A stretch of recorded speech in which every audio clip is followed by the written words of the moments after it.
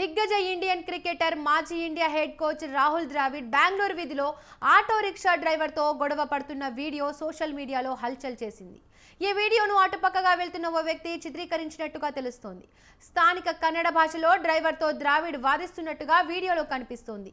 Dravid car సరుకుతో వెళ్తున్న ఆటోతో ఢీకొట్టింది. దాంతో ద్రావిడ్ ఆటో డ్రైవర్తో గొడవ పడుతున్నాడు. అయితే రాహుల్ ద్రావిడ్ కారును ఎవరు నడుపుతున్నారనేది తెలియరాలేదు. ఈ యాక్సిడెంట్ బెంగళూరులోని బిజీగా ఉండే కన్నింగ్హామ్ రోడ్లో జరిగింది. స్థానిక సమాచారం ప్రకారం ద్రావిడ్ ఇండియన్ ఎక్స్ప్రెస్ జంక్షన్ నుండి హై గ్రౌండ్స్కి వెళ్తున్న సమయంలో ఈ ఘటన జరిగింది. ఆటో డ్రైవర్ ద్రావిడ్ కారు మీదకు పోనిచ్చినట్టు సమాచారం. దీంతో ట్రాఫిక్ అంతరాయం ఏర్పడింది. అయితే అక్కడ నుండి వెళ్లడానికి ముందు ఆటో డ్రైవర్ ఫోన్ నెంబర్ను ద్రావిడ్ తీసుకున్నాడని స్థానికులు చెబుతున్నారు. రాహుల్ ద్రావిడ్ ఆటో డ్రైవర్తో వేడిగా వాదనలు చేస్తున్న వీడియో ఇప్పుడు సోషల్ మీడియాలో వైరల్ అయింది. వాదనలు జరుగుతున్నప్పుడు వాహనాల బ్రేక్ల గురించి మాట్లాడుకున్నట్టు తెలుస్తోంది. ఎక్స్లో టైమ్స్ ఆఫ్ ఇండియా పోస్ట్ ప్రకారం వాహనాలు ఢీకొన్న తర్వాత ప్రమాదం వాదనలు జరిగాయని తెలుస్తోంది. అయితే ఈ ప్రమాదంలో 2 వాహనాల్లో ప్రయాణిస్తున్న వారికి ఎటువంటి గాయాలు కాలేదు.